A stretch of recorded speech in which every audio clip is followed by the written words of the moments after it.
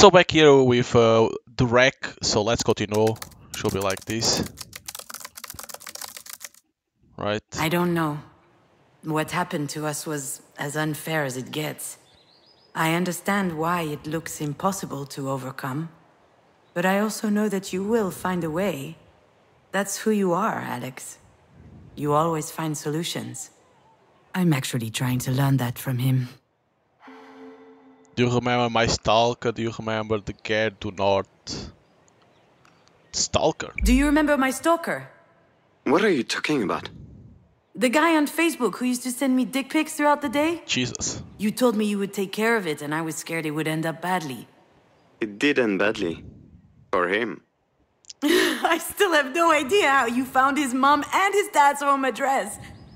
I would have loved to see their faces when they unrolled their kids' dick poster size. It wasn't cheap, but it was worth it.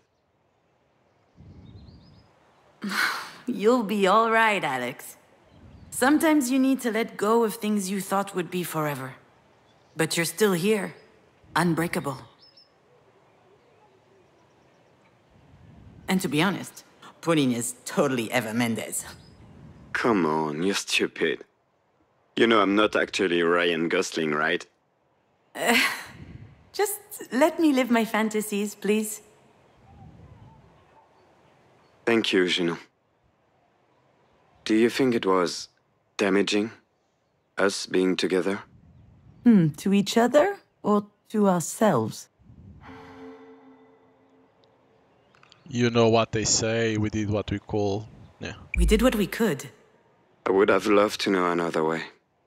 Yeah, but it makes sense that we can only now understand these things. I think that's called growing up. I'm sorry for what I said about Marie. I hope she gets better. It's okay, Alex. I'm not going to blame you for always being on my side. You know, you should go see her in our room. 'Cause you never know. You're right. Of course he's right. Then why is it so hard? Junon, I need to tell you something. I know that you don't remember the accident, and I know you can't help it. And I know it's not fair, but I resent you for that. And it scares me. I'd like to believe that knowing what happened that day wouldn't change a thing. But I know that's not true. Because there are only two options. Either my daughter is dead, or I killed my daughter. Scares. Yeah. Sometimes I feel really angry. I think that not knowing is driving me crazy. So if one day you do remember something, anything really, please tell me. I don't know if I will, but I would like to know as well. I too would like to know. And I too am angry. I think that's the best one. Oh, June, I'm sorry, Could you stop being sorry all the time? That is not sexy. Is Ryan Gosling ever sorry in the movies, huh? What about Hugh Grant? Is he sorry? Huh? Hey, Adam Driver? I mean, yeah. They do have that hangdog look. Fair point.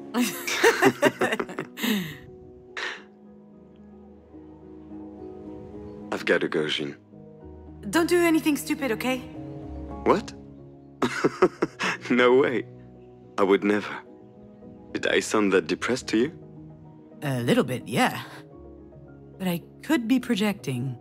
I just need to... I'm going to call Pauline, actually. Say hi to Diane for me. And... good luck with your mom. It's going to be okay. I think so too. I'll talk to you soon, Alex. Intense. What a conversation. But I think it really helped us. Really. Why couldn't we talk like this before? That depends on what before we're talking about here. Before you were born? Before you died? Or before we split up? Before you died... probably before we split up. Before we split up, I think we didn't feel like talking anymore. At all. Alex was paralyzed with fear. Talking about what happened made things too real. Me, on the other hand, I didn't know what was left to say. I miss you a lot, you know?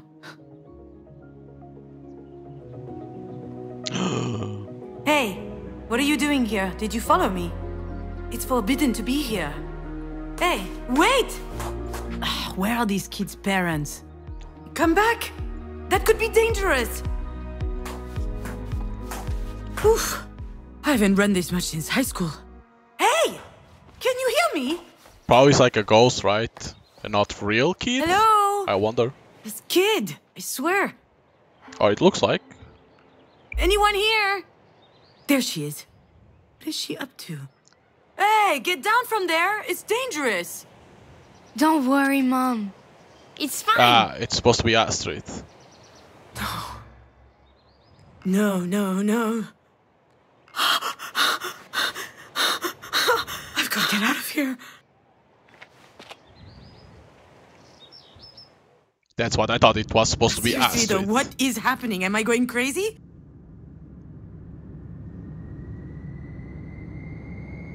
Oh, what the hell?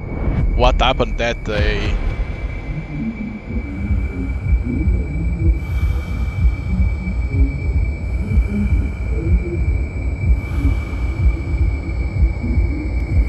What happened that day? There's no way I forgot everything. It's gotta be there somewhere. Ah, but it's still such a blur.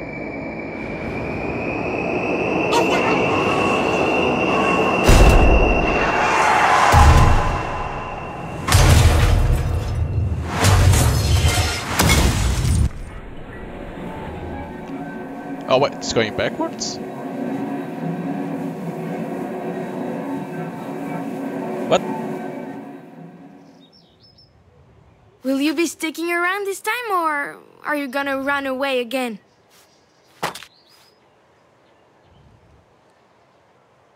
What the hell is happening? Hey, what's up with the curse words? Are they allowed now? What? Did you just hear what I was thinking? Are you surprised? You've been talking to me in your head for years. Was I supposed to leave you hanging forever? Is it really you? Nope. It couldn't possibly be the real me, seeing how I'm, Okay. you know, dead. Like Dad used to say, there's nothing wrong with asking questions. Just make sure you think before you ask. Listen here, Missy. So what are you? No, I'm gonna say this one. Listen here, Missy. That's enough sass from you. I can still bust your ass even if you're a ghost or whatever. I'm not a ghost. At least, I don't think so. Let's just say that I'm here. Isn't that good enough? It's more than good enough, my little fawn. This is the best thing that's happened to me in a long time. Probably the most worrying thing also. Mom, am I really scaring you right now? Hey, don't do that! Did nobody teach you it's rude to read people's minds? How about you stop thinking and talk to me instead? I'm so happy to see you grown up so much. No, I'm gonna say this one. I'm so happy to see you. So am I. And I think you're very pretty. Oh, thank you, little fawn. I only sleep about 5 hours a night. My hair is so dirty that it won't budge even if I untie it, and I'm smoking more than the Amazon rainforest under Bolsonaro. I've noticed. That's very bad, by the way. That stuff kills, Mom. Will that be so bad? No, typical me. Ah, typical me. My imaginary 9-year-old daughter swings by to give me an earful. I did tell you that you were pretty first. Come on, let's check out what's upstairs. Oh, wow. The view's really nice. Astrid.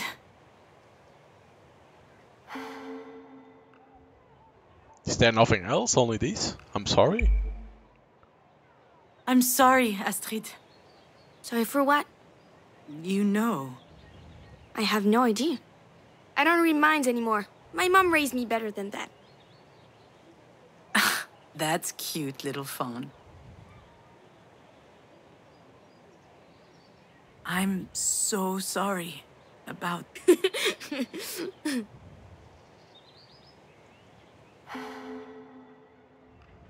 That wasn't a joke. Sorry, I'm sorry. It's just... Do you remember what happened? Oh, it's gonna be Astrid that's gonna tell? No. I mean, I remember that we were going to Mina's birthday party. I was driving, but after that, it's all a blur. See?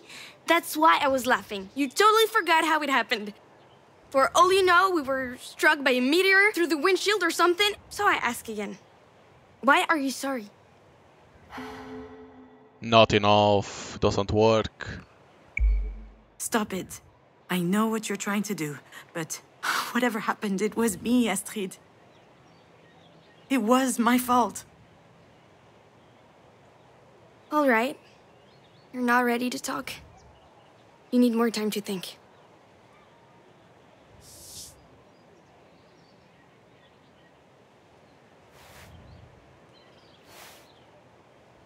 Astrid. Come back.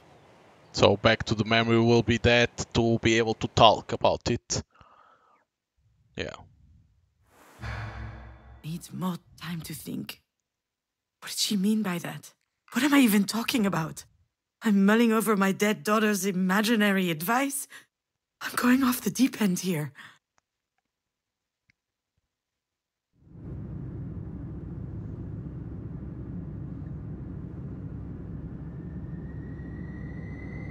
Oh, again? What happened that day?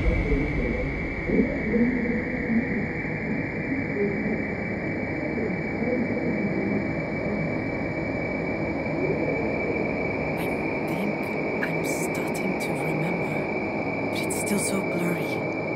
As if I didn't really want... What the hell am I afraid of?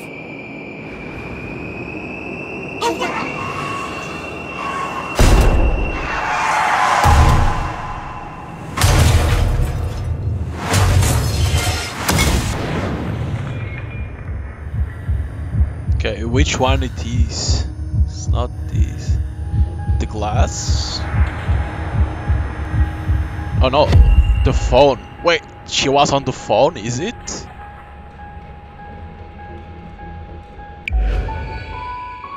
What does it mean to be a mother? Is it being 100% focused on your child? Is it always knowing what to do?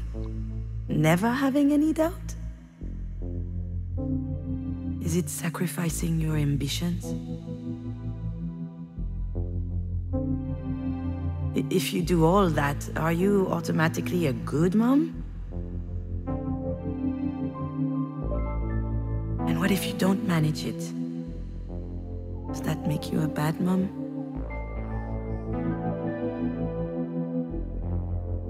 I've asked myself all of these questions a lot.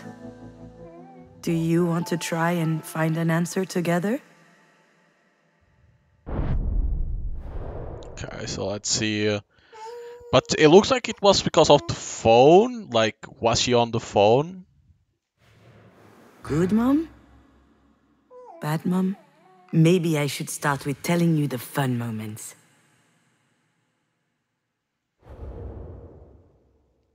Okay, the good moments then. I was so fired up by your birth. I felt like I was high on drugs. I was taking care of you, working, seeing friends. I was living. Alex and I even became involved in politics. We were trading weekends to attend climate marches. I was ready to fight to make a change in the world. Okay.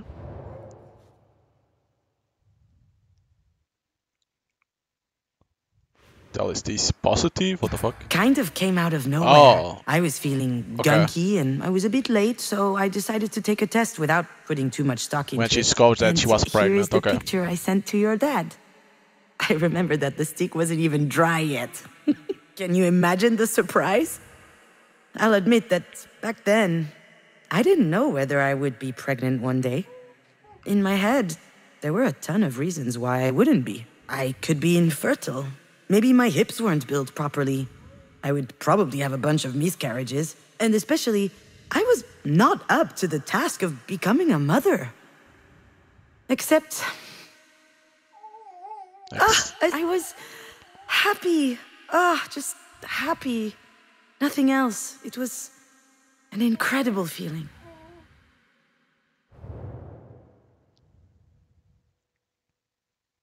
Wasn't that not the papers? Oh, this is a photo. That was the year geek. before you were born. Alex had been on my ass to get in touch with the friend of a cousin of one of his friends who was a producer. Anyway, I was supposed to schedule a meeting with him during the next Cannes festival. I wasn't planning on going to Cannes at all. But I did what I was told. I managed to slip into a party where I eventually met the guy, and it worked out. Yeah. We spent the night smoking cigs, sounding off about the worst turkeys from the festival. And a few weeks later, I was writing a spec for a series. Huh.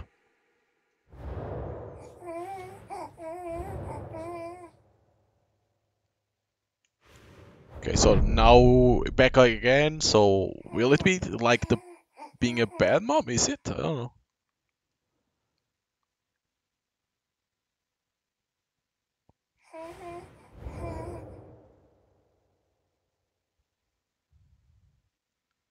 There must be something else.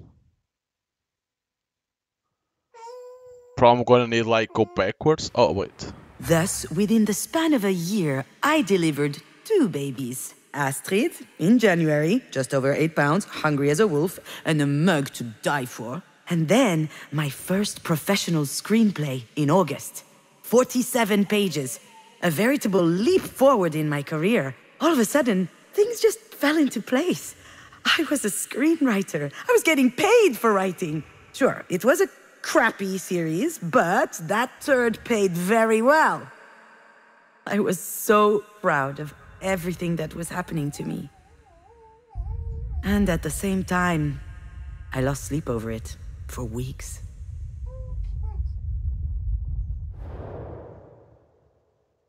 Because it say that was good mom and bad mom. But how do you do that now?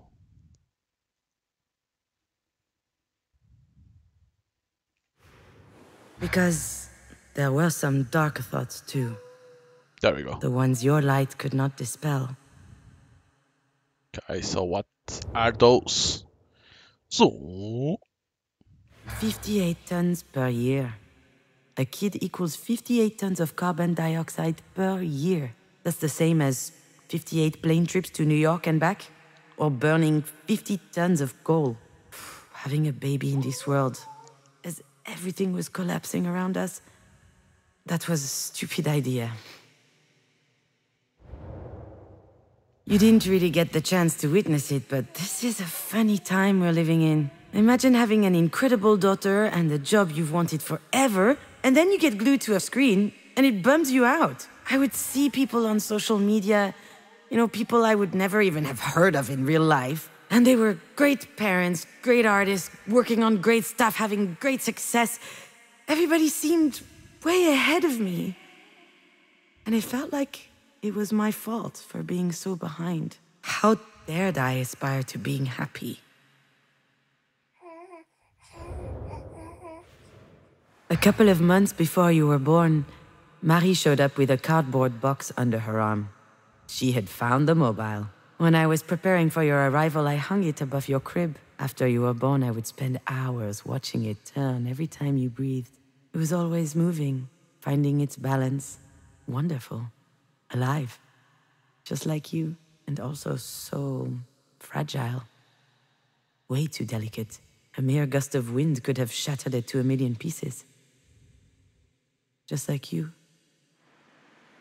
Marie. I found it adorable that Marie came to bring us this mobile. And yet, I was scared when I learned I was pregnant. I was scared at the mere idea of telling her. It was beyond me. I panicked. So I decided to hide you for as long as I could. Obviously, she eventually noticed that I was pregnant, and her reaction was unexpected. Oh, she was happy? She was jumping There for we go. joy. Why had I been so scared? It seemed so silly.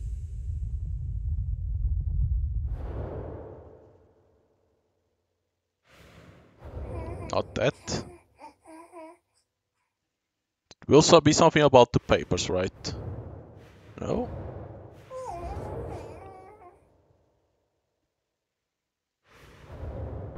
Like not being able to focus a lot on the career?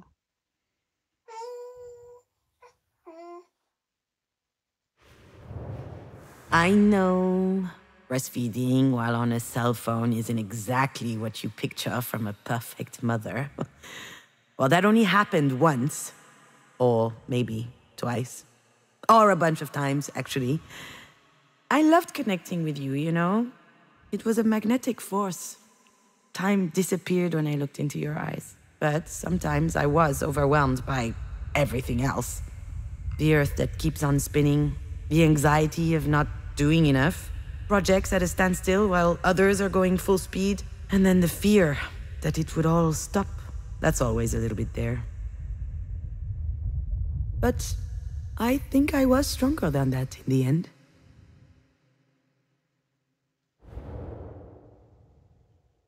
I thought I saw something in there in the papers.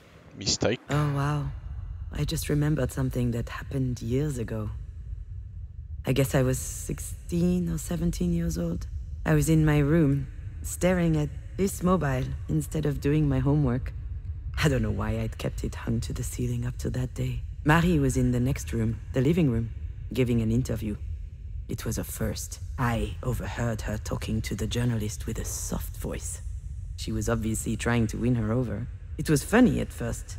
She was giving all these juicy details about the crazy nights of a female artist in the 80s. And then she said she got pregnant after one of those nights. And at that time, she seriously thought about giving up the child.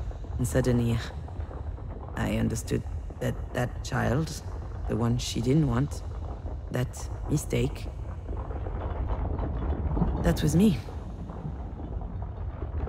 But she wasn't like serious about that. Jesus. For sure, it wasn't serious. So.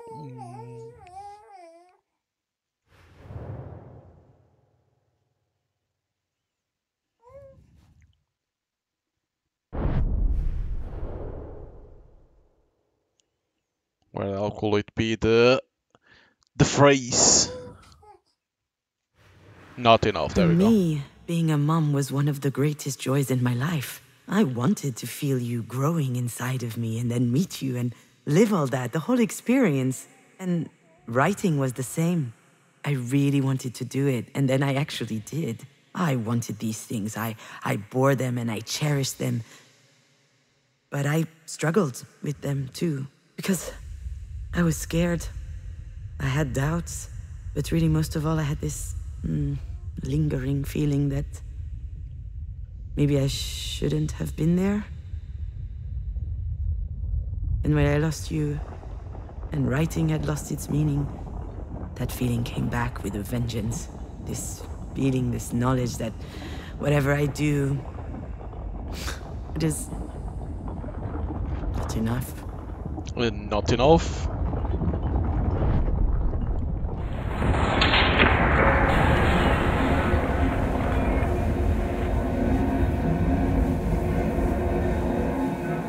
Why are you sorry? It's hard to be a good parent when you're a damaged adult. You become responsible for a life. That requires courage, confidence, and a lot of nerve. And it's really easy to get it wrong. What does that mean? How can I explain? For the first few months of your life, you were like an extension of me. You couldn't talk, you couldn't walk, you could barely see, actually. And I was feeding you out of my own body. Yuck. Yeah, yuck! Having your life in my hands. That funny feeling. That's what being a mom was all about to me. And then one day, I read a book, you got sick. you got sick. It just looked like a cold at first. Marie will send me Grandma Amish, Alex will wash your nose. Marie would send me some grandma remedies. Thyme inhalers, yellow sugar potions. I have no idea where she got those. She never did that for us. That was nice. Very. I didn't try any of them. Then, things got worse. One Friday night, I was alone with you. You started having difficulty breathing. You were in the living room, stacking wooden cubes, and I just kept staring at your chest. You were struggling to get enough air into your lungs. I tried copying your breathing, and I got woozy. It set my head spinning. So, what did you do? I wrap you in the baby carrier, grab my phone. I wrapped you in a baby carrier and I ran outside. It was the fall. I remember the ground being littered with sticky leaves. I called Alex on the way, but he couldn't understand me. I could hardly speak clearly. I was so scared that you were going to die. When I got to the doctor's office, I was a mess. The doctor asked me what was wrong with you, and I said that you were having difficulty breathing, and he was so calm. He made me want to smash his teeth in. He asked me to put you down on the examination table and take your shirt off so he could listen to your breathing. And when he got close to you with his stethoscope... What happened? You You peed on him. Excuse me? This beautiful golden stream, a perfect arc from your hoo-ha to his coat. Awkward. Well, you didn't mind at the time. You were chirping and staring at him. And he said, well, this little girl looks perfectly healthy. And I started crying. Well, yeah, you must have been relieved. I thought so at the time. But it was more than that. I can see it now. The most important part of being a parent, and also the hardest lesson to learn. You need to trust your children. Trust them to pee on doctors? Trust them to live. You weren't there so I could feel like a good mother. You were there to live your life, to become yourself. It seems obvious, doesn't it? But I didn't see it. So I spent a lot of my time feeling guilty. Telling myself that I didn't deserve you. What? I don't believe it. I was your biggest fan, you know? Really? Of course. You were relentless. You even found the time to work on your scripts. You were working your ass off to make your stories amazing while you were busy taking care of me. How did you manage to be strong like that? But I mean, your father was there as well. I mean, your father was there. I'm gonna as say that well. one. I know. Imagine, 2 kids at home. Oh, come on. Mom, you know I love Dad with all my heart. But in my view, he probably regards mental fortitude as a kind of superpower. Okay.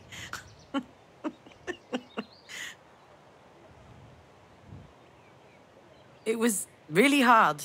I almost gave up so many times. My career wasn't going where I wanted, certainly not as fast as I wanted. But I held on. You gave me so much energy. I presume I took a lot too. Of course, sweetie. I often wish you had an off switch, especially when I saw my face in the mirror the next morning. But that was just a detail. Every morning was magical. I'd grab you in my arms. You'd smile back. You trusted me. I had no more doubt, no more questions. I knew exactly who I was. No one had ever looked at me that way. What an incredible gift. It's just a shame you spent your best years writing for soap opera. Wow. You do a great Marie impression.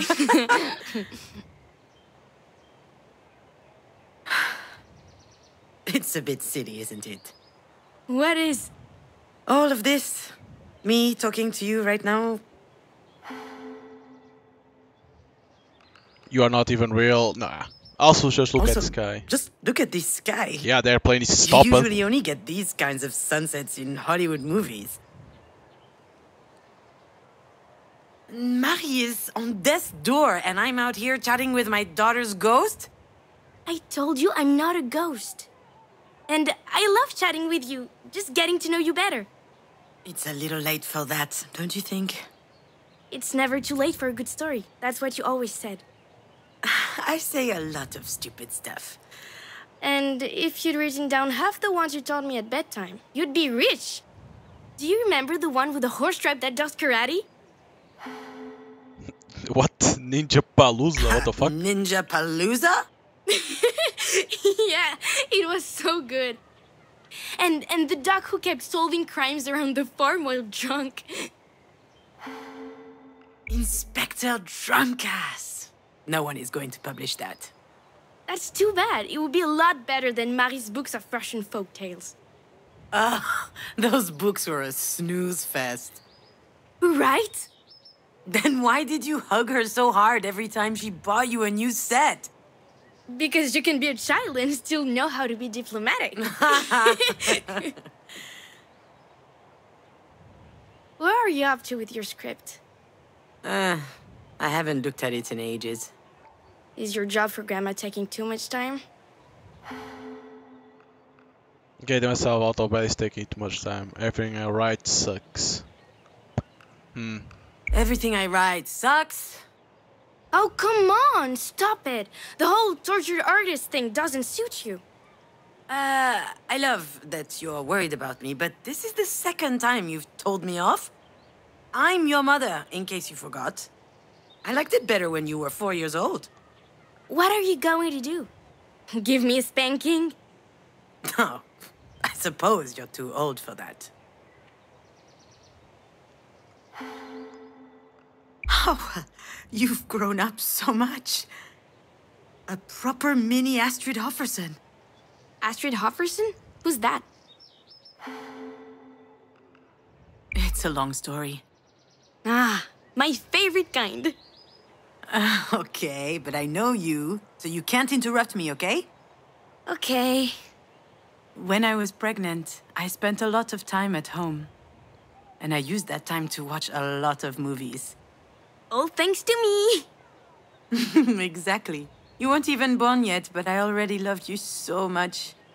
Except one day, the internet went down. Oh no. So, I was forced to comb through your father's nerdy DVDs. And the best I could find was this cartoon.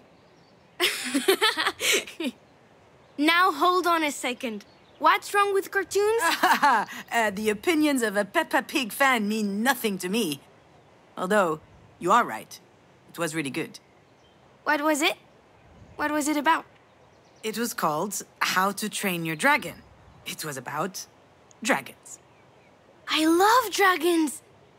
Of course you do. I don't. Dragons are tacky. But there was this great character in the movie. Astrid Hofferson. Yes, Astrid Hofferson. She was a young and courageous Viking. Her belt was made of skulls. So cool. So she's the hero? Of course not. The hero is a bumbling idiot who we're supposed to sympathize with just because he has a shitty father. Let's not forget, the movie was written by a bunch of Hollywood guys. But still, Astrid is a great character. Especially because she has a really useful asset. She's so right, she's not afraid to change her mind. She's not afraid to change her mind. Her tribe has always hated dragons. However, when she meets one, within like 30 seconds, she understands that he's cool. Do you realize how much courage that takes? I guess change is always hard. Very hard. But maybe a little bit less so if you learn how to do it when you're young. And she's also really supportive of Harold, the idiot hero. When he's doubting himself, she's there for him. Not to snuggle, though. Quite the reverse. She shakes him up. She chews him out. All of this leading up to the realization that he can make it on his own. I thought that was beautiful. I told your dad that night and he laughed. He said he'd always loved that character too. And that's why my name is Astrid? It is. We were hoping Because you of that would movie, become huh? a warrior, a rebel, sensitive and smart. Someone like Astrid Hofferson. Someone like you. Excuse me? Don't be modest. You've done pretty well so far. Wait, what do you mean by so far? Well, with Auntie Jan and Dad. You struggled for a bit, but eventually you managed to find the right words. That was impressive. Well, not really. I'm lost. I'm completely lost. My brain is a mess. I've seen worse. Really? Do you remember my room? Now that was a mess.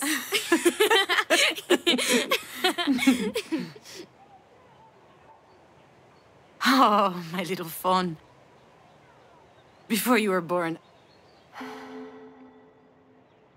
I was so terrified. I Eager. was so eager. For the first time, I was doing something really good. So I poured my whole heart into it. I quit everything. Drinking, smoking, eating shit food. I attended all these really boring medical appointments. I even tried yoga. Can you imagine? Oh, wow. You did. Yeah. And when you were born, when I held you in my arms, I knew that I was right. We were meant to be in each other's lives. And I didn't even begrudge you the episiotomy. I don't think I want to know what an episiotomy is. You are correct. You absolutely do not. When you were born, I knew only one thing. I'd never be alone again. That's how it was supposed to be. But I screwed it up. I was a shitty parent. Just like I was a shitty daughter and a shitty wife.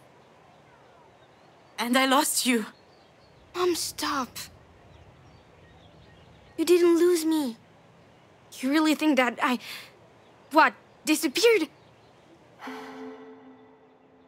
Still with me doesn't work. I abandoned you. And I think about it all the time, whenever I close my eyes. What happens when you close your eyes? I feel the shards of glass, I hear the sirens. I feel the shards of glass on my skin, on my clothes, beneath my feet.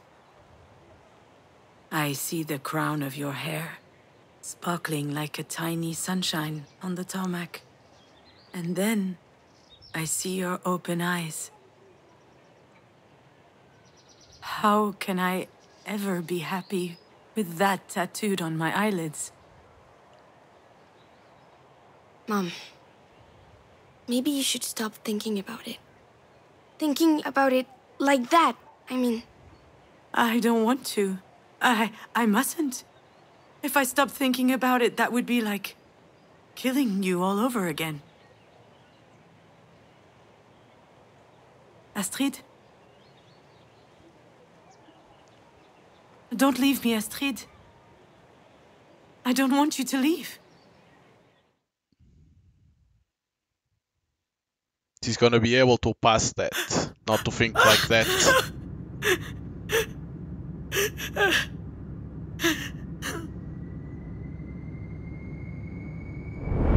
What happened that day?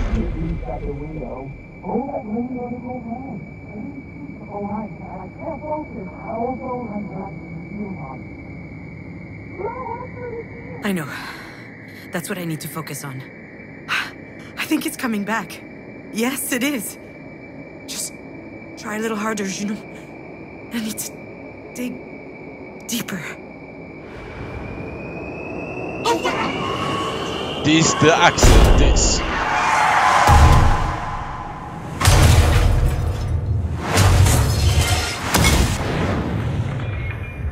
This is how Astrid died. It's from this.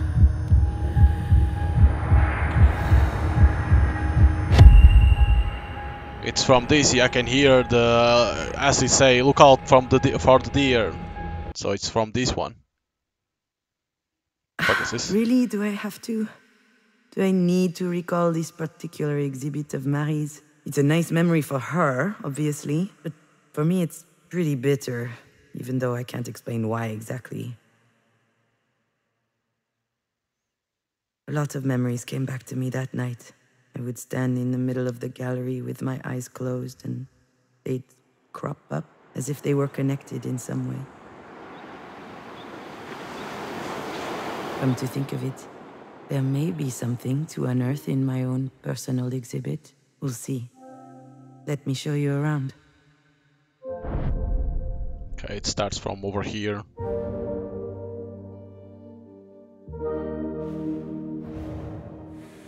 Beach day free. You know this tableau, my little fawn? It's been gathering dust in the back of my personal collection. I haven't displayed it in ages. Here, the artist is depicting her first day at the beach with her daughter. Do you remember? Summer shell. Oh, the shell. You started worshipping the sand as soon as we got there. You were delighted. We were already imagining you as a teenager with like 7,933 vials of sand everywhere and a subscription to Sand Fans, the Arenophile Review. Hey, if it was between that or weed, we weren't sure which would be worse. I want to see the shell, not the fucking sand. You came up to me with a huge seashell. I never understood where you found it. You handed it to me with great pomp and told me I had to write a movie about it. I complained, I don't know his life. I have no idea what he's thinking about, if he's sad or...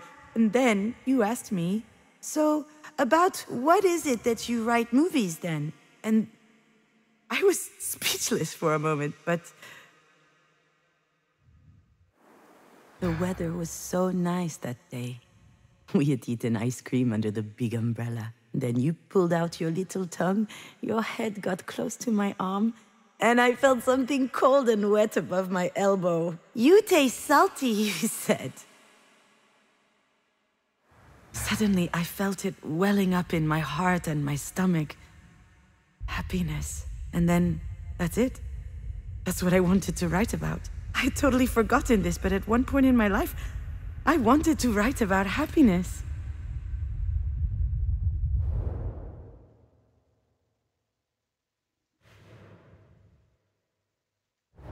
This one doesn't have nothing. What?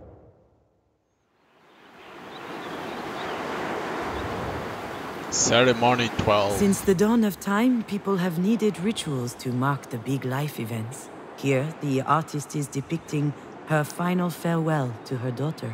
At least that's what she thought at the time. Okay.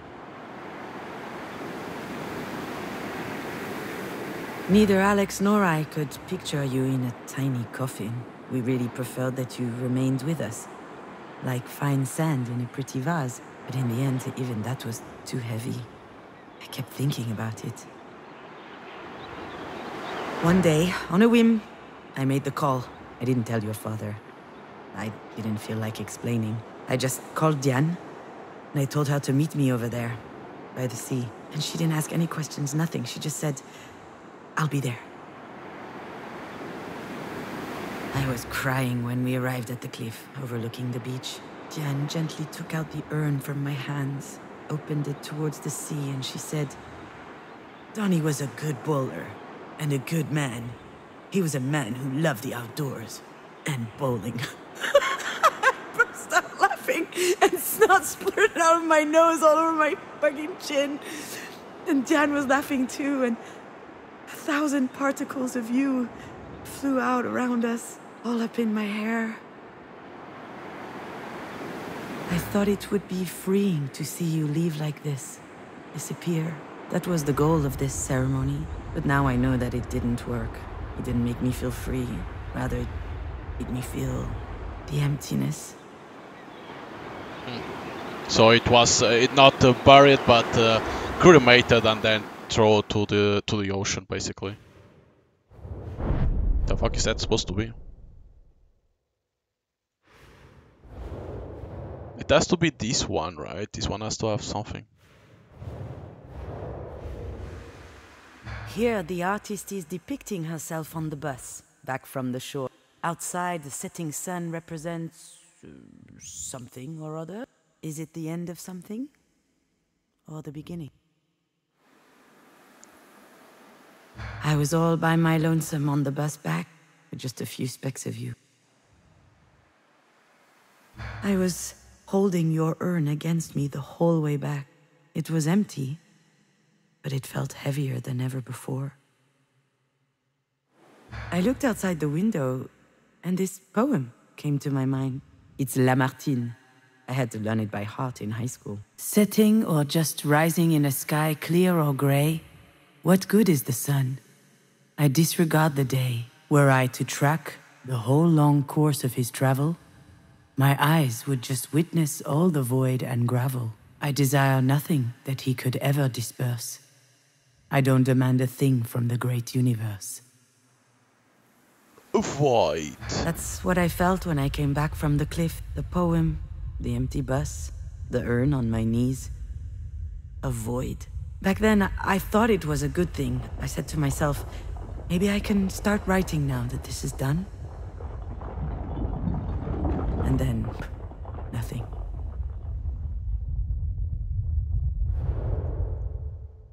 In that painting that there is a woman on the ground, there will be something for sure. This one has to have something. There we go. Self-portrait. I remember almost every word of the pretentious card next to Marie's painting. The auto-portrait series is undoubtedly Marie de Mange's most ambitious work to date. She arranges herself in a discomfiting position, ripe with malaise and also a certain eroticism. Self-portrait number 8 is the final entry in the series, and one of the most powerful paintings of the 21st century. Apparently the critics and the public loved it. That was the series from which everything started for Marie. I must say that there was something vibrant in these paintings. A sweet and vulnerable mystery in her eyes. It made me sick. Inspiration for what? I never could bring it up with Marie. But I'm sure that these paintings were actually inspired by the accident. The ground she's lying on. I can almost guarantee you it's pavement. And her discombobulated body as if her bones were broken. No one knows that except me. I believe she painted you instead of her. Why on earth would she make such a twisted thing, do you think?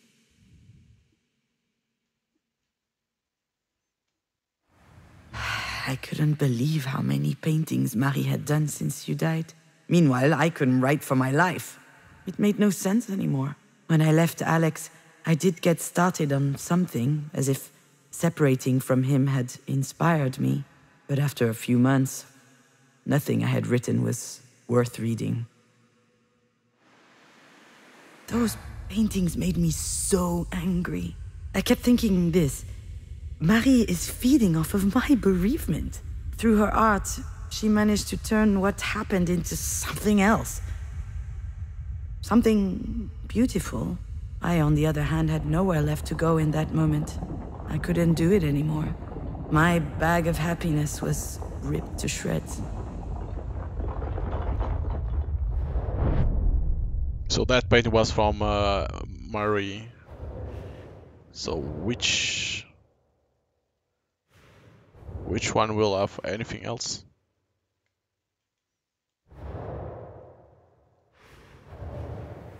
Thank you for visiting this exhibit with me, my little fawn. What did you learn? When I see all of this again, I wonder what made me think that making you disappear would take the pain away. Attempting to erase every bit of you meant locking me out of this incredible little room inside my heart. The place that gave me life. The place that inspired me. Now I know that I need to keep that space for you within myself, so that I can write and I can live. You're still with me.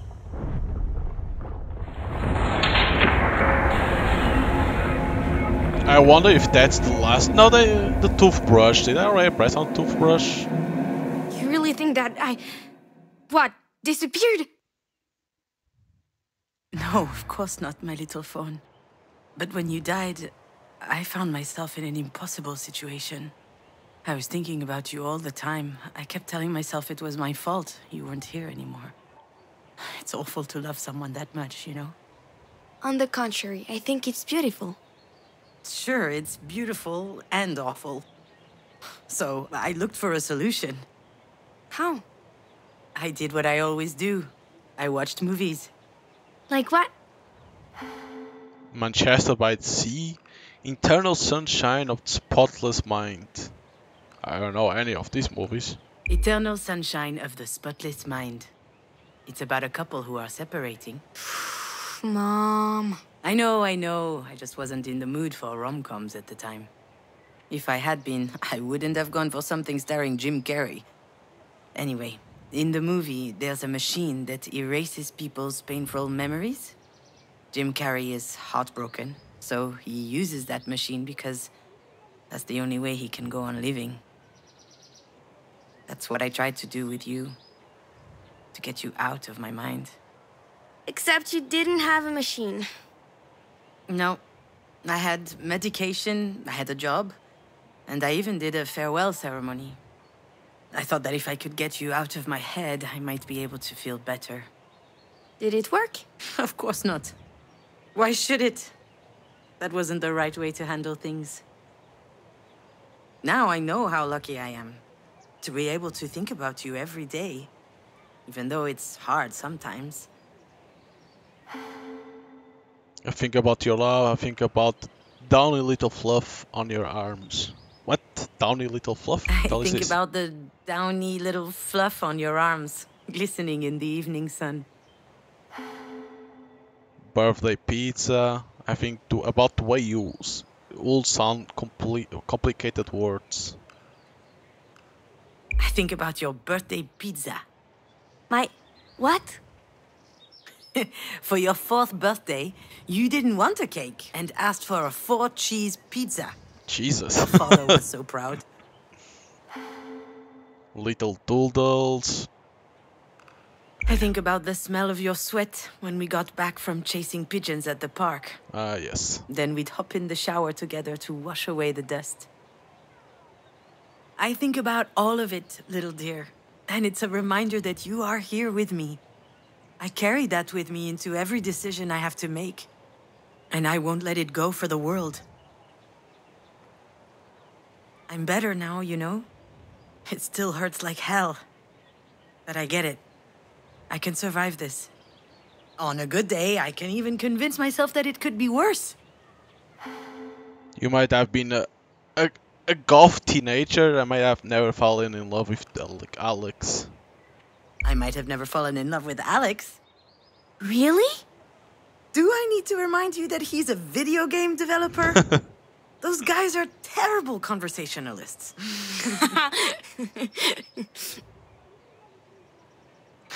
You've taught me all of this.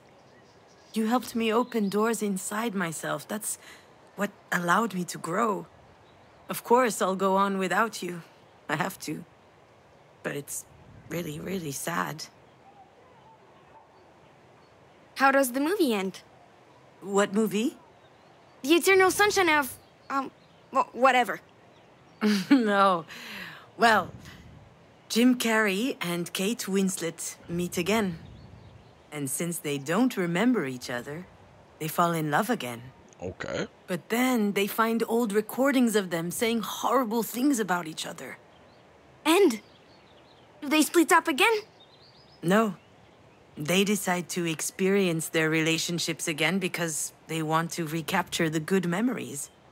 Even though they know that it's going to hurt them. I loved that ending. I know what you mean.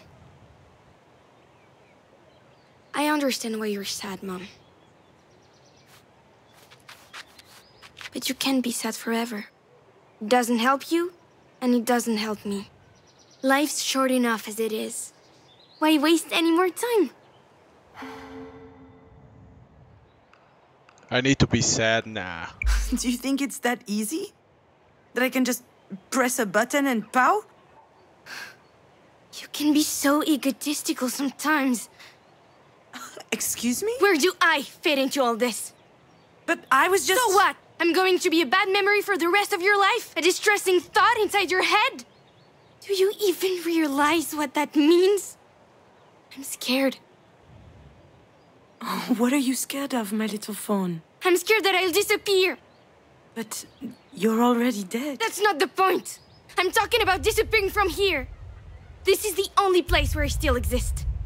Just here. But I don't want to be this rusty nail that's killing you by degrees. You do realize that's not me at all? You do know that if you keep at this, I'm not going to exist anywhere. Anymore. You don't have to do this to me, Mom. You don't have to do this to yourself. How much longer do I have to make you miserable? No. I know you don't deserve that, my little dear. It's all my fault. Stop it, Mom. Just stop. You're stuck on repeat. I know that this can be easy to process. And I know that the truth hurts. But right here, right now, you're gonna have to remember. It was too funny that way, Really? right? I'm not sure. What do you mean? What are you talking about? Astrid? Astrid!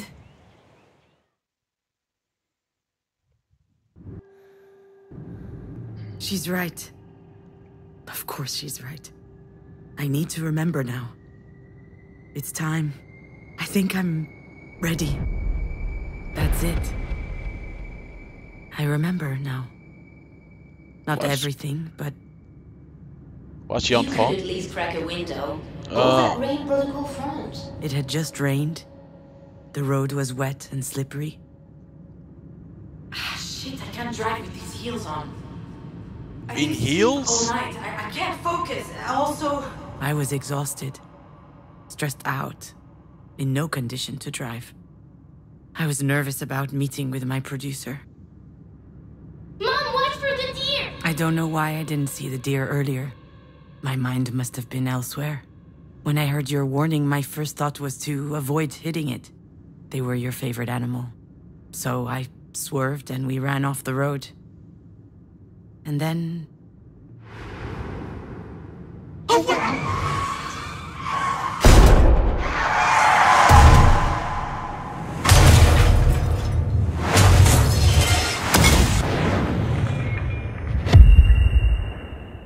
It was another. There was another one to press.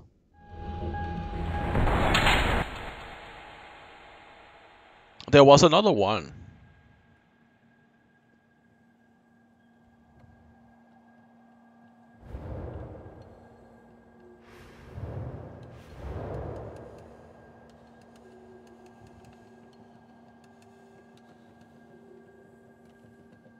Will we have to go to all of them?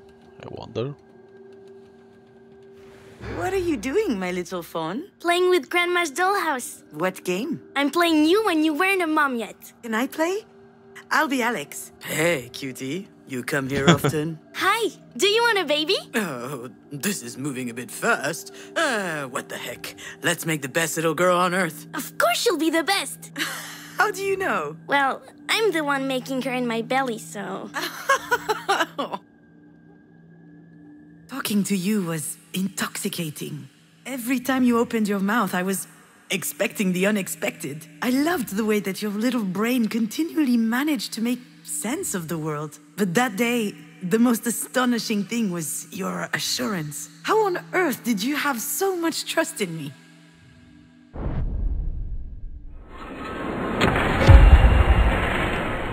Because then there was this one. The book didn't have. I wonder what the hell is this one. Oh.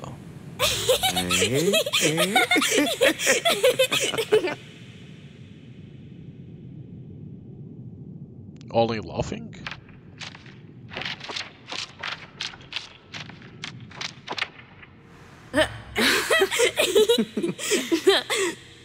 Oh, remembering the laugh, is it?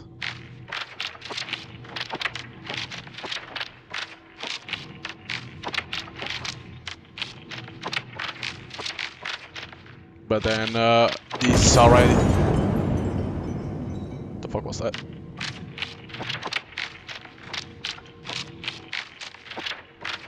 But then Astrid over here is already dead. What the hell could it be?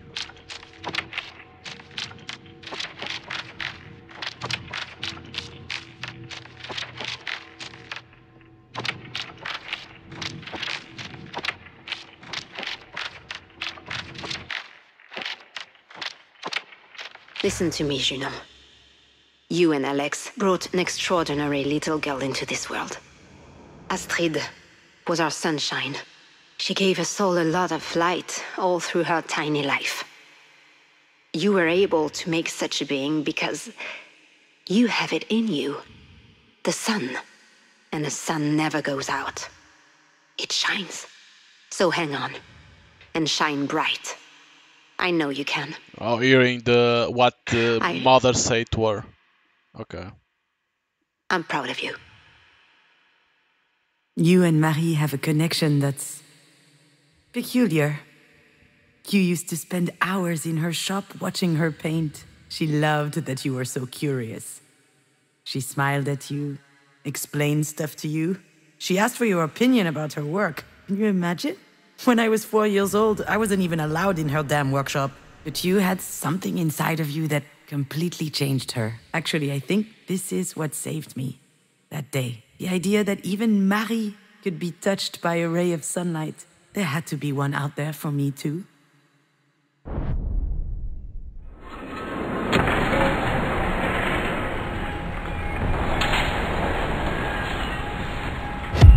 The phone.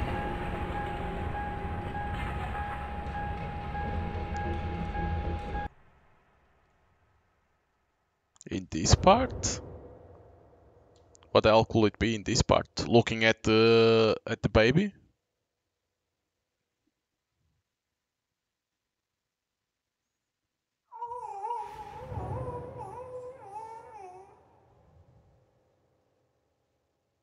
Damn, June, I can't believe it.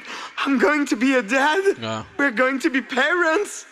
When I got your Alex picture, knows I that yelled he's gonna so be a loud, I dad. think 3 guys here had a stroke. I'm just unable to focus on work.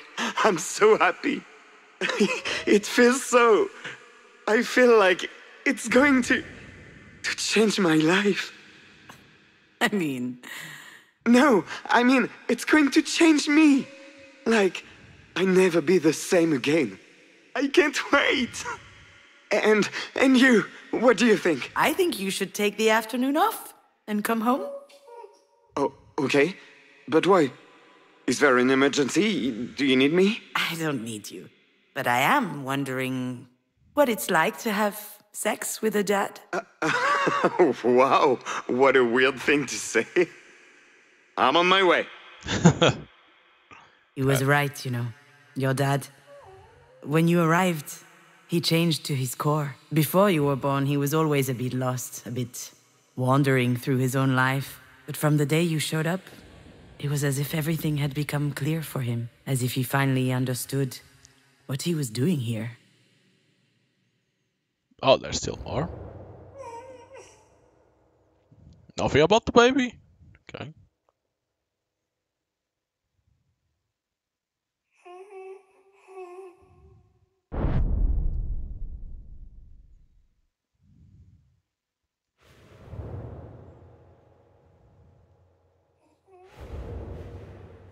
It might be the right time for me to admit it, my little fawn. You don't have magical powers. You never had any. You didn't put us under a spell. Not Marie, nor your dad or I. It's easy to hide behind the fact that your being there made everything else possible. And to convince ourselves that your not being there is forever locking us out of being happy. But that's not true. The seeds that allowed us to change were always inside of us. Sure, they were buried deeply, but they couldn't wait to grow. And you were simply an incredible, a wonderful beam of sunlight. That was the words. Yeah.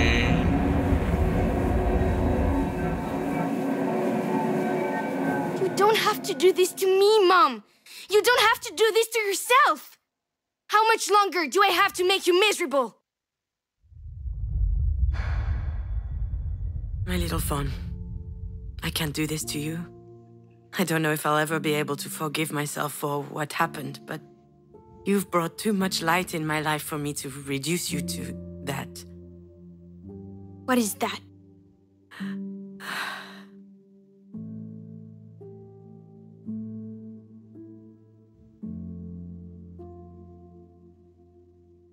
Mom, what do you mean by that? You know what I mean. You know what I mean. I do, but I'm not sure you do. So I'm going to need you to say it. What is that?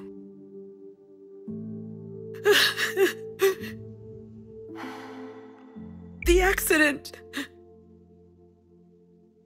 It was an accident. Yes, it was an accident, Mom. I lived a life full of joy and laughter and vibrating plastic lightsabers. You shouldn't ever have found that. And it wasn't a lightsaber. You think I don't know that? I lived a great life full of love. I will always love Dad, Marie, Diane, and you for everything you've given me. For the cozy spot that you made for me in your lives. And then one day, there was an accident. It was an accident. Say it again. It was an accident. An accident. A disaster. A calamity. There's nothing to forgive. It's not your fault. You know that, right? Deep down. Do I? Then why do I feel all this guilt? Yeah, that's another mystery. You're angry. But are you sure that you're angry at yourself, Mom? I don't know. I believe in you. You'll figure it out. And when you do, you'll make the right decision. I think you're ready now. I'm ready. Thank you, little fawn. Thank you for your help. You can leave now. I've got this. I know.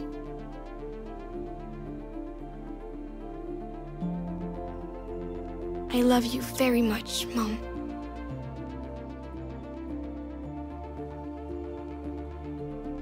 Of course it was an accident. Like, Me too, of course she could go against the deer, love you but very, it very was the much. favorite animal of Astrid, so she tried to evade, and unfortunately, it caused that accident that killed the daughter. I know you'll always be with me. I can feel you are here, and it gives me strength. And I'm going to need a lot of that if I'm going to go in there. But Marie needs me, and we have a lot to talk about.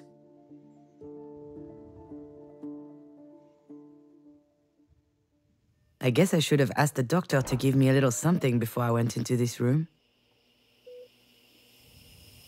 You don't get free samples of benzos every day. All right, Junon. Cut the bullshit. Hi, Marie. Sorry I made you wait. I had to sort out a few things. A lot of things. But anyway, you knew I was coming eventually, didn't you? You've always had this weird gift of knowing what we're about to do before we even think about doing it. Once again, you were right. I'm here. But I almost didn't come in. I was close earlier, but I just stood outside the door. I was angry at you. I don't even know why. I mean, you're not exactly the warmest mother in the world. Still, why are things so complicated between us? Why do I always feel so threatened when I'm around you?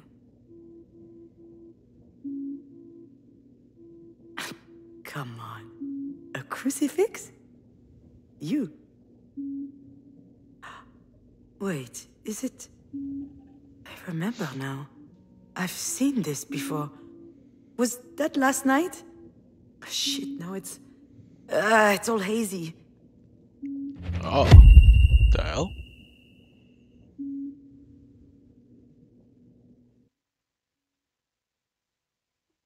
Hold on. What's that around your neck? Is that a cross? This? It's a childhood keepsake. I found it in my stuff a while back. What? Were you a choir girl or something? It's a bit more complicated than that. I'm listening. Please, you never told me anything about your youth.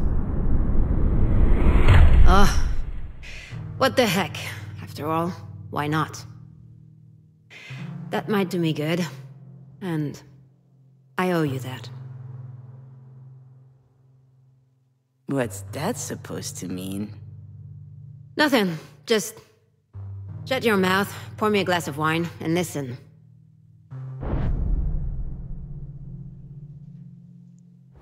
Oh, it's me control now that I can do. Oh, Jesus. We used to live in a small village in the east. Grey, boring, and hideous. People were dumb and mean, always keeping tabs on others to tear them down. And of course, these fakers were in church all the time. I spent years in that cesspool, never asking questions.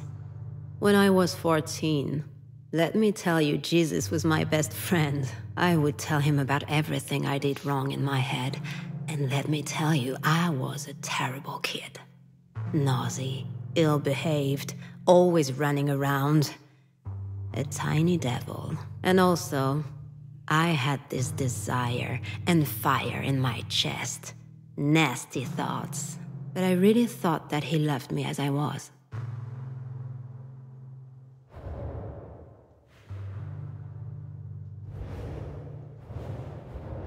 Back then, I had 3 sources of comfort. Jesus, books, and drawing. So I spent an insane amount of time sketching in the neighborhood churches. It was a disease. Everything I laid eyes on had to end up on a sheet of paper. At least then, people left me alone. Probably the next one is gonna be something about the tear that drops from here.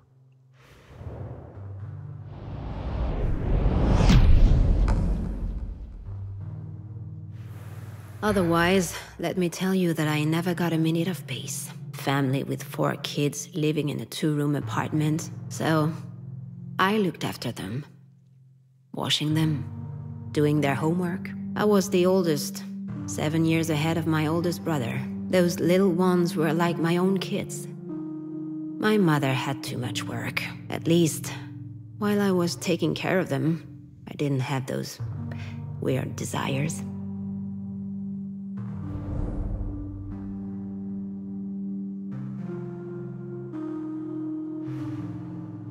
My dad always had a steak on his plate when he got home. Every night. My mother used to say that he deserved it, working his ass off at the mill for us. But one night, I was still awake when he came home. He was completely shit-faced. He was living in a fallen world. The steel industry was his life, but his life had no tomorrow. So he drank. That night he looked at me... weird. I didn't understand. I felt guilty.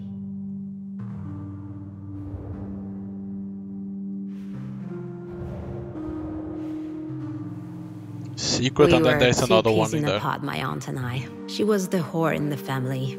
She didn't want to settle. She didn't want kids. She had escaped to live the crazy life in Paris. Freedom. The exact opposite of my mother.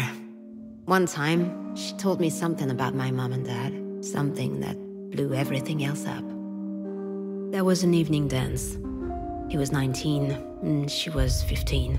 According to my aunt, he was a bit tipsy. He brought her into a small clearing, and there, he forced her. They had to get married in a hurry after that, when they learned that my mother was pregnant. Pregnant with me. My mother always worked her butt off. She would work one factory job after the other, then clean up rich folks' homes. I used to think she was the bravest person in the world. And the strongest. Of course, she had her own temper. She would get into these screaming matches sometimes. And she would drink too. But I was convinced that I could trust her. Time to slap. One night, I went out with some girlfriends and boyfriends. We only went to the movies, but she lectured me. "You're bringing shame on this family," she said. "People at church are talking. Something bad's gonna happen to you if you keep tempting men." I answered that if it ever happened to me, I, for one, wouldn't marry my abuser. She hit me. For the first time. She hit me again later. I was getting slapped around because she hated her life. I was blaming her for not fighting back. I wasn't going to let her treat me like this.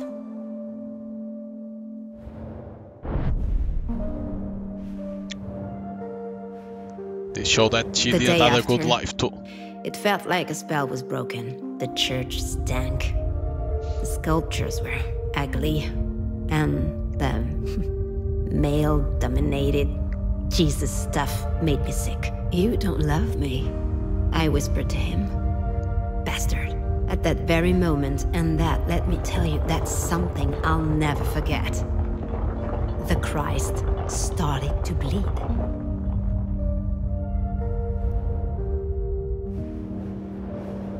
How the hell she saw that Jesus start to bleed because she said that? Is this what is supposed? Oh, it's different.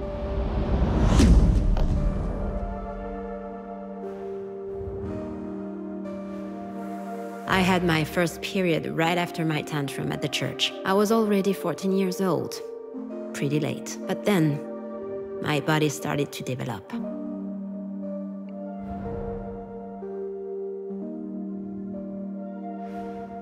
The more my body changed, the more my father scared me.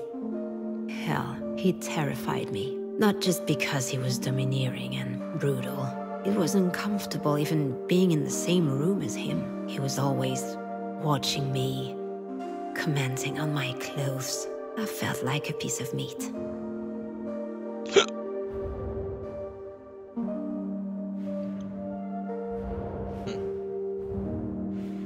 Again, the slap. The last time she raised her hand to me, she hit me so hard. My nose started bleeding. We were having another fight about one of my outings. By that time, I was going out for real, just to spite her. You know me. She called me a harlot. So, I bit back. At least I'm not gonna stick with the first guy who knocks me up. I didn't have time to finish saying it. Whack! She slapped the shit out of me, and she spit out. "If it were up to me, you're the one I would have dumped." It's stupid. But that struck me right in the gut. And that's when it came up, boiling. The rage. I tasted blood in my throat. I couldn't think straight. My ears started ringing. I felt a jolt running through my body. And then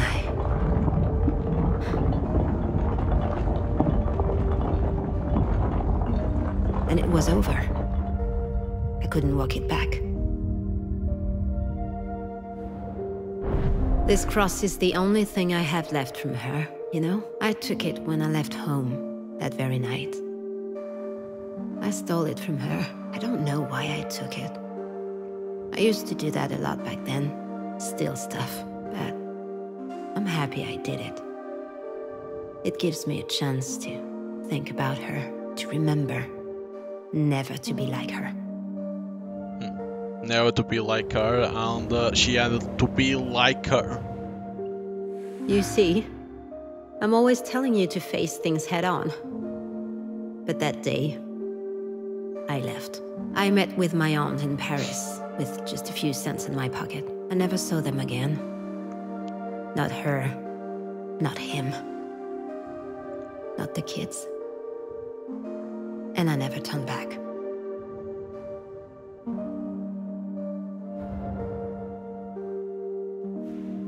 You hear, Miss Kivas?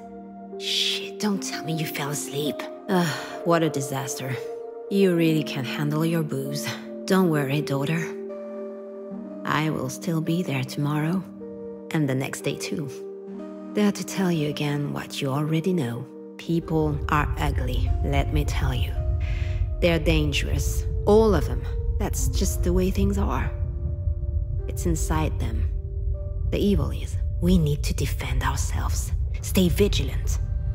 That's how I got out of it. Diane gets it, I think. But you, darling, you're too weak. You want to trust people. You want to have faith. But I told you many times, you can't trust anyone. Ever. You don't need me to tell you that. Life's unfair. That's just how it is.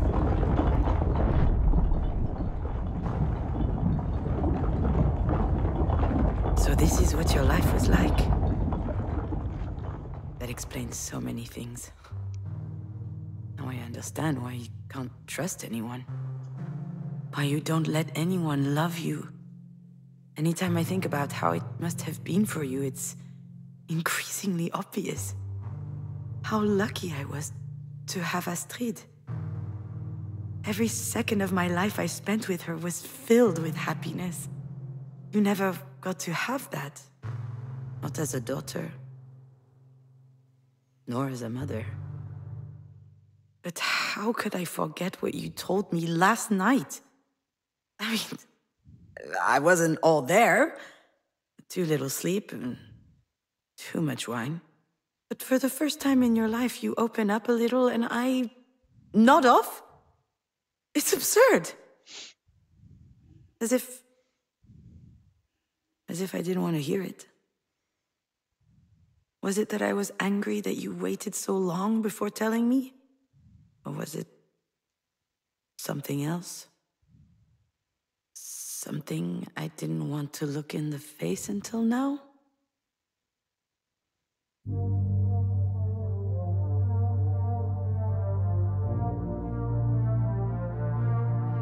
Are the roses blooming or they are getting out of the jar?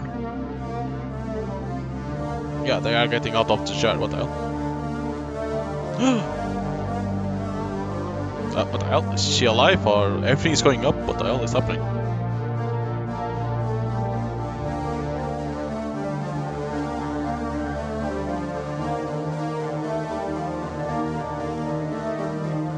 What the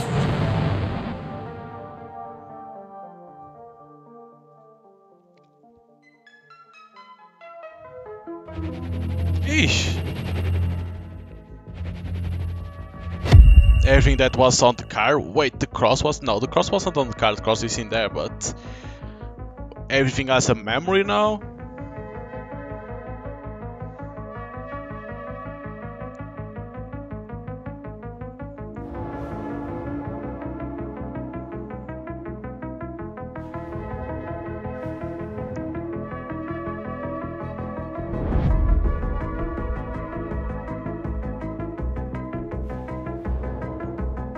Probably seeing the reality. Where did the bird go? Oh, it's gone. It is? Yes. Early this morning, I opened the windows to let in some fresh air. It jumped on the edge of its box, looked at me, and then it flew away. Oh. Did it look happy? It did, my dearest daughter. It looked so happy. That was a lie, of course. I know that now. True. But I believed that beautiful story at the time, without reservation. That's another thing which doesn't work in my relationship with Marie. The fact that she would lie to me because she doesn't believe I'd be able to face the truth. The fact that she doesn't trust me to deal with it.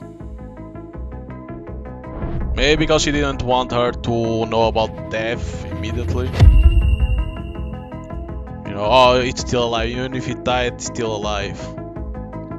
Probably something like that.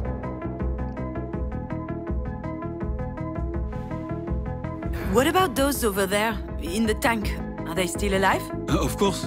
The true connoisseur prefer to cook their lobsters at the last minute. And I'll take them. Absolutely, miss. Do you want one or two? I want them all. I mean, there's about 2 dozen in there. Did you win the lottery or something? I'll need one of your coolers too for the road. I drove to the ocean, opened the box, and threw them back in the sea. Freeing them was pointless, laughable even. But it felt amazing. I was able to change things. I could reject the fact that it is what it is. Just say no. What's the point in being alive if everything's already been decided for us? Making a change.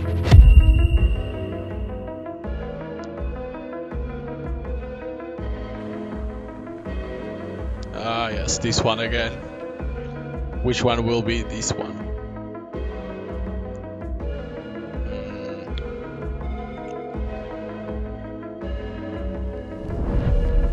Probably dancing with sister? No? Probably that is the fire. No. Pulsion? These paintings are magnificent. But how do you do it? Oh, well, that's hard to put into words. Usually I have a theme in my head, a topic I'm obsessed with, and all of a sudden, everything becomes clear. The shapes, the colors, they fight their way through my brain. Kinda like visions. And then I simply must paint. I can't control it. In fact, if I didn't paint in that moment, I could flip, do crazy things.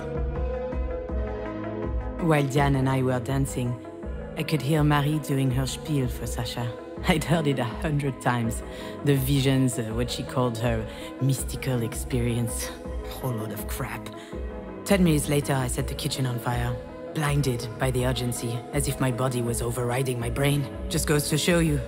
As much as I hate it, she might have been telling the truth about her process. I guess I work like that too.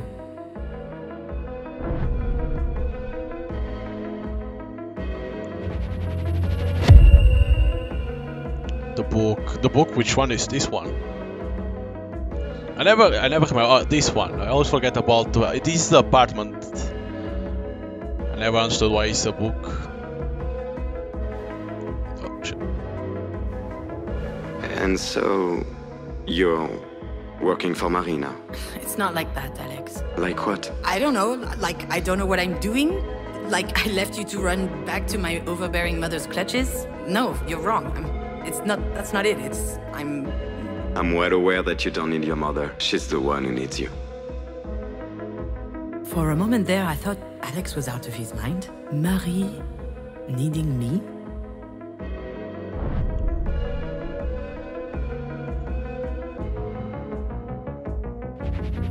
Oh wait, all of them have. This one never had because that's the keys.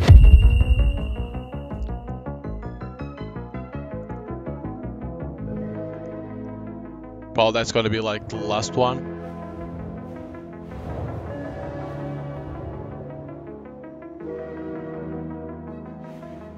I still can't believe how much Astrid loved that house.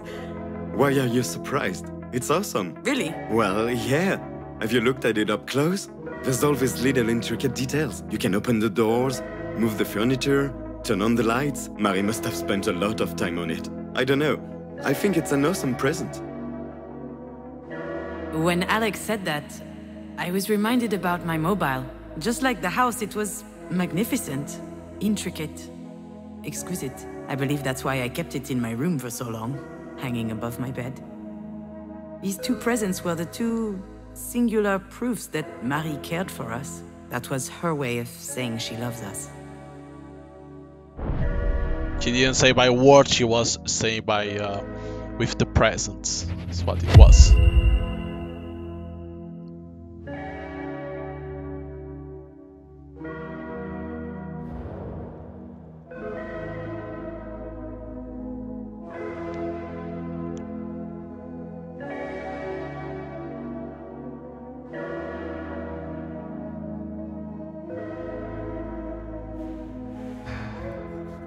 Thank you for the mobile.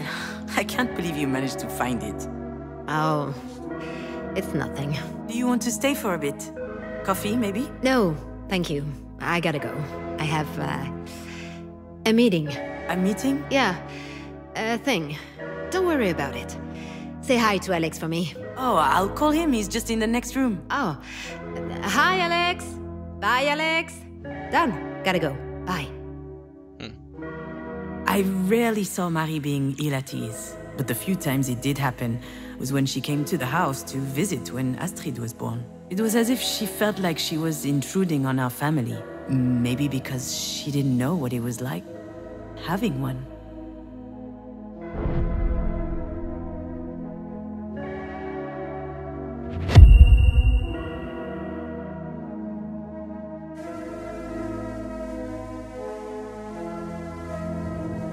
The painting, which one will be this?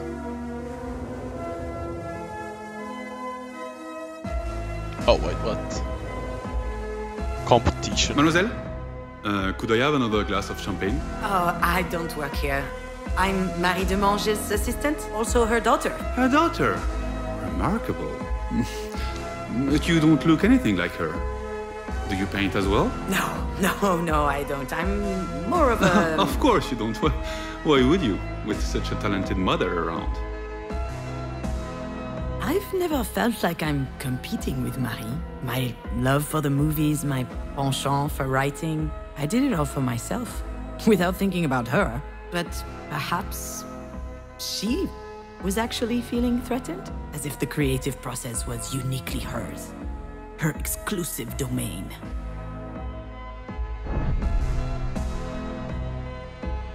I know, the only one that I'm missing is the cross. No, what about this? The fucking mirror.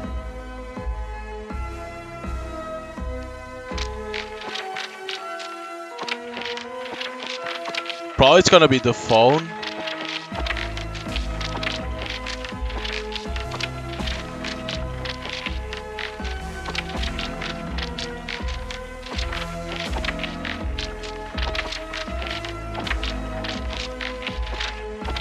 It has to be the back of the phone.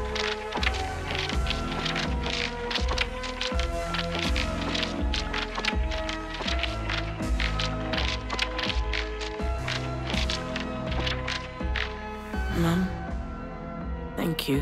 What for? You know what for. For what you just told me. For not giving up on me. For your help. Listen to me, dear. One thing is for sure on this wretched earth. A single thing. It's that you don't need to thank me. For anything. I'll see you Monday at the studio. I found that really weird at the time. This whole exchange. First of all, Marie saying beautiful things, sounding more loving than ever before. But on top of that, her almost scolding me for thanking her, as if extraordinary circumstances had forced her out of her self-imposed duty to bully me, and that she was having a hard time coming to terms with it.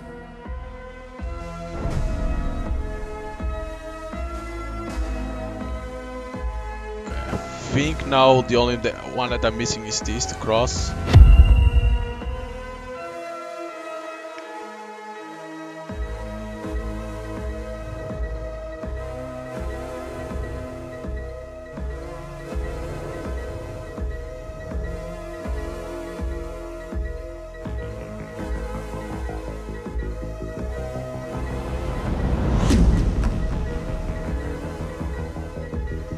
Right, all this can be.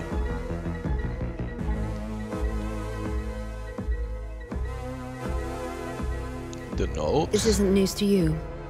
It's unfair, but that's how it is. You didn't choose to be my daughter. I didn't choose to be my mother's daughter. I could blame it on God, but that would be giving him too much credit. I don't know who's to blame, really. I do know that it's unavoidable, though. And Astrid, she didn't choose us either. She wasn't supposed to be part of this family. At first, I thought that she could be the one to break the cycle, but in the end, the curse got her too, and it hit again. Harder. My shitty curse.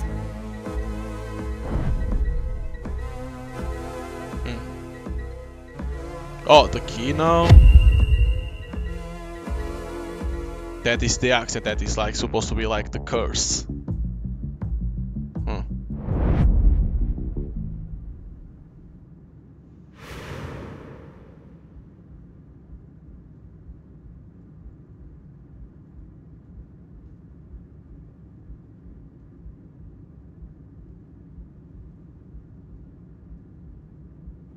How the hell do you do this?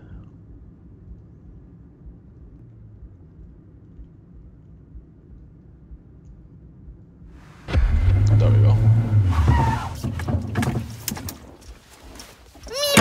Oh, it's stifling hot in there.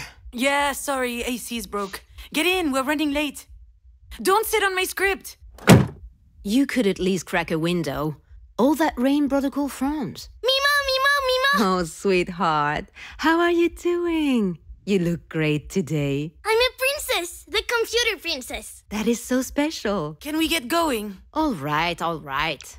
We have time. I don't. I need to drop off Astrid at Mina's and then I have a meeting at the production office to show my... Just start the car. That will teach me to ask you for a special favor. Yeah, this is the third special favor this week, Marie. Just go. In great.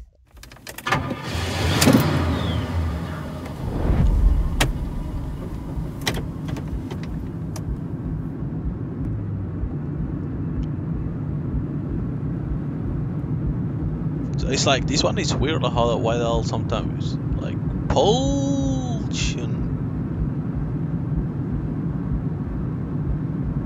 Does it need to reach to something? I don't even know. Shit, I can't drive with these heels on. Why are you even wearing these things? Silly me, just dressing up for a business meeting. Sweetie, what present did you bring for Mina? A Clay-Doh pizza factory. I love pizza. You look really flushed, dear. Are you too hot?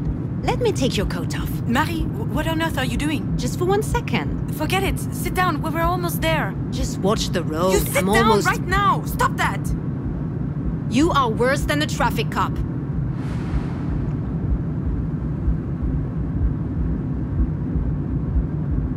Oh, it's over there. The hell is supposed to say? The hell is that? Corruption? The hell? Competition. Shit, watch it, my script! You're still writing for this garbage? Damn, Skavis. You might have the lowest self-esteem I've ever seen, but I must admire your perseverance. No one asked for your opinion. I didn't sleep all night. I can't focus. Also, I'm too old for this. Okay, I'm taking off my coat now. Anyway, sounds like you're not yet too old to be a mediocre writer.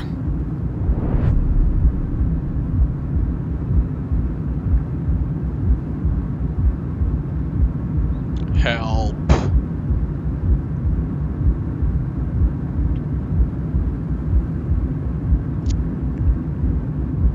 It's like it needs to reach to a certain point. I don't understand very well. But it's like you cannot move the car forward. You need to wait for this to reach. Marie, please. This is too much praise. I have to prod you some way or another. You are so incredibly lazy. And they keep coming. All these flowers. Really, I can't. Nothing ever comes easy to women in this industry. I had to build it all myself. No one was there to help me. I slept 4 hours a night when you were born.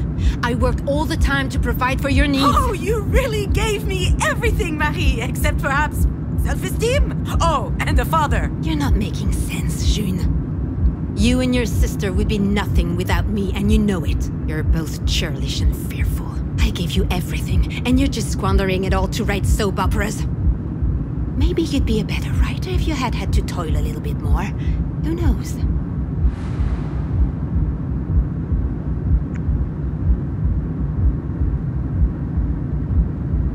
Oh, it's over there.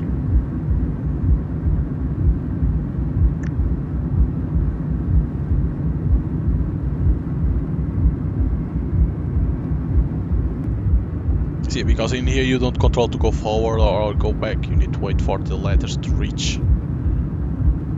Mom, I need help with the thingy. What's that, my little phone? Sure, just change the subject. I am not changing the subject. We weren't talking. What am I supposed to say when you get mad like this? I get mad because I believe in you. Stop yelling! We're not yelling, sweetheart. Anyway, This little one is only one thing you've done well. Speaking of which, if we could But avoid... if you're mishandling her the way you fucked up your career, that's concerning. Children are delicate. They need protection. You can put even the best child in a shitty family, they're gonna blow up. Wait, why are you even saying that?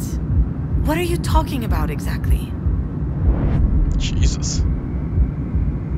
Why the hell would she say like that? What the fuck?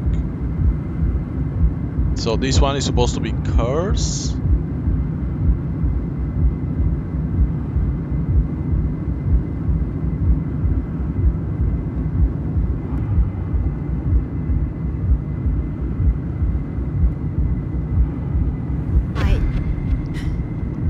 I made some mistakes with you two, it's true. We turned out okay in the end, didn't we? Whatever you think. You don't get it. There's something hanging above our heads. All of our heads. Something that's about to fall on our heads if we're not careful. It's been there forever, passed from one woman onto the next in our family, like a disease. Are you sick, Mimo? No, sweetie, she's not sick. This is grown-up talk. You're right, June. Love. Love of self. It's true, I don't think I taught you that. But I think that's because no one taught me either. Or my mother. Oh, okay, and so you're... scared for Astrid?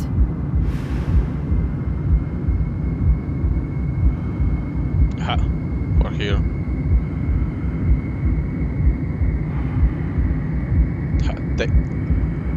No, that's not change. I was gonna say danger now, but that cannot be danger, that would be some other word.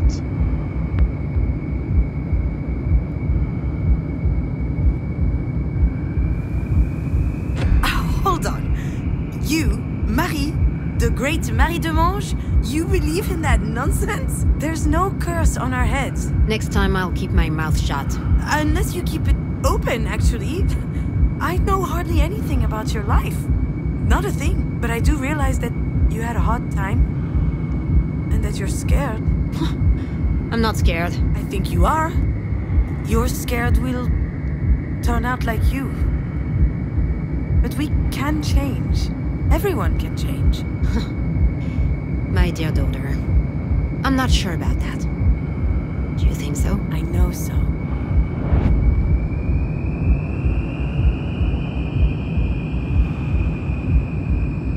Oh, it's over there. Not with that hand in front, I couldn't see.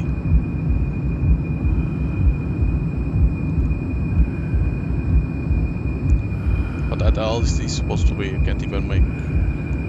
It begins with an L. Love. And that's all thanks to you. You taught us that in your own twisted, painful way, but still. I did what I could. And in the end, you did give us the means to change things. You've taught us how we could blow off the entire world and do whatever we wanted. That's your way of showing love, don't you think? Love isn't my thing. Oh, Mom, come on. You love me and I know it, in spite of your best efforts to hide it. I can feel it, and I love you. And I love you too, Mimo. Oh, thank you, dearest. Makes me so happy to hear you say that.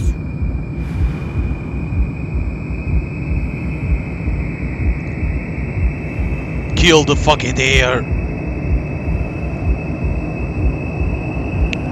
No, this one, it looks like love? No, lie? No, lie. This one is lie.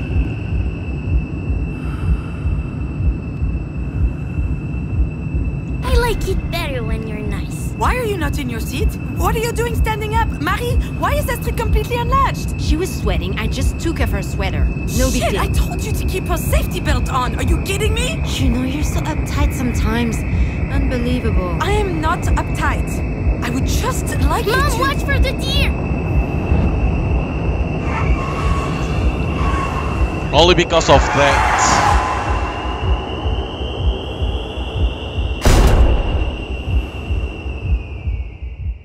Only because of that, she didn't saw the deer and lost, and then of course not to kill the deer, evaded and lost control.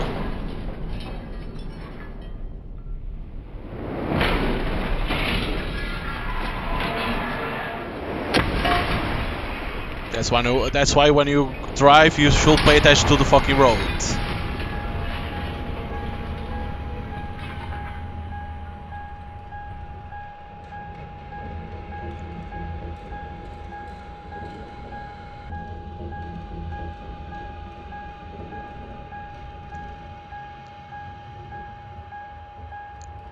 It's like more the fault of Marie than ours, because she tried to take out the coat of Astrid because she was sweating, and took out the belt, right? Seat belt, and of course our character didn't want that. It was you? You knew, didn't you? The fight, the unlatched safety belt. I'm sure you remembered, and you didn't say anything. You just hung me out to dry with my feelings of guilt. That's it. That's the real reason. That's why I was so mad at you. I'm sure that's also why you filled in this stupid paper with my name on it. Yeah. You probably thought that if anything happened to you, it would be some kind of divine justice. I would have a choice of what to do with you. And now I have to make the decision. So what am I supposed to do, Marie?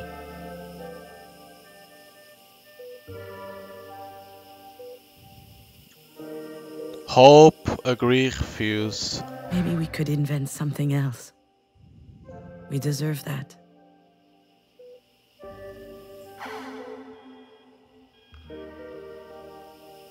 You know, Marie, I figured out what you're missing. You've been fuming inside for years because you have no hope.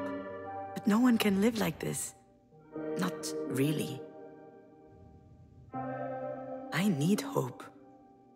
That you'll be okay. That you will heal. That life will go on. And maybe even one day, you and I can talk. Really talk. About everything. And if, unfortunately, things don't turn out that way, if you were to die, at least we'll have had this. Hope that things change. Hope to change. I'm not forgiving you, Marie. As Astrid would say, there's nothing to forgive in an accident. The only one I want to forgive is myself. I forgive myself for my failures, for not believing in myself for so long. I'm sorry I had such a hard time realizing how strong I am, in my own way. I have the strength to live. I even have the strength to help you live if it comes to that.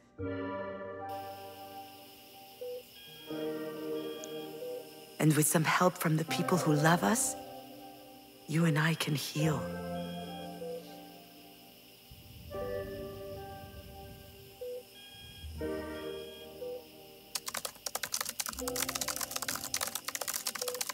Silence in the room is only disrupted by the faint beeping of medical device. Marie's eyes are closed, she's perfectly still. A moment goes by, gazing upon her mother. Junon seems at peace. Then Marianne twitch. It's a small movement, barely perceptible, but it's enough for Junon to seize her mother's hand and hold it. Mom! You promised we'd go to the park. And we will. Just give me 5 more minutes, will you? Are you sure you want to validate the screenplay? The end.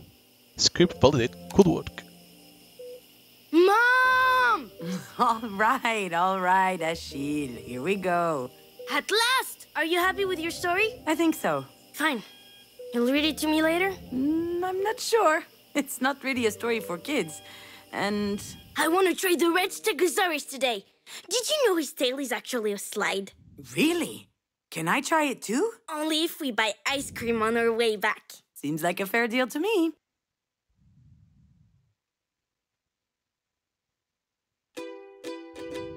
And there we go. That's the end. Which, like, it's a good end because she finally sees that she didn't kill the daughter. It was more the the Marie, the mother of Junior, it's not that kill, but made our character Junior to lose the concentration on the road because took out the belt, to take out the jacket of Astrid because she was hot and sweating. Like that, she saw the deer, didn't want to go against the deer because it was the favorite animal from the of Astrid, so she tried to evade, but then lost control, and with that, Astrid died. But the problem is, Marie knew about that, but never told Junior about that, and said, and like that, let Junior to have the guilt. But she was able to remember everything, and then you have a choice to, to agree with that, to take out the plug and let Marie die, refuse, or opt to change. That was I chose. But in the end, you see that Junior has another kid, a Chills, I think it's like that. So basically, she had another kid after that, and was able to deliver the script. So overall, pretty cool game. Pretty well, like you don't do a lot of things, it's only click here and there, but it's more like an emotional game, because of things that she lost, because the kid splitting up with the husband, things like that, and figure it out how it happened, the accident. So yeah, pretty good. If you like what you saw, you can buy the game on Steam, consoles, GOG, So yeah. So hope you guys enjoyed, and see you guys next time. Bye.